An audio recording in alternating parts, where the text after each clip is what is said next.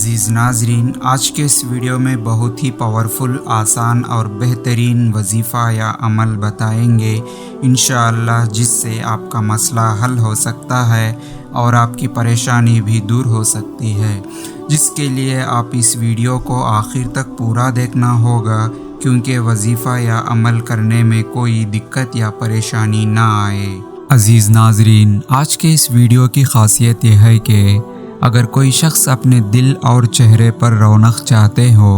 تو خاص طور پر ان کے لیے بہت ہی پاورفل، آسان اور چھوٹا سا یہ وظیفہ کو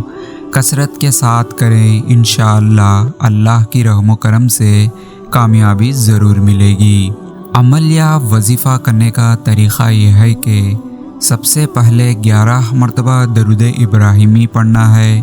پھر اس کے بعد یا خالق پڑھنا ہے، پھر اس کے بعد 11 مرتبہ درود ابراہیمی پڑھنا ہے، یعنی کہ اول اور آخر میں 11 مرتبہ درود ابراہیمی پڑھنا ہے، پھر اس کے بعد یا خالق پڑھنا ہے۔ اس وظیفہ کو رات کے وقت 1 گھنٹے سے بھی زیادہ اس وظیفہ کو کریں، انشاءاللہ اللہ کی ذات سے آپ کو کامیابی ضرور ملے گی۔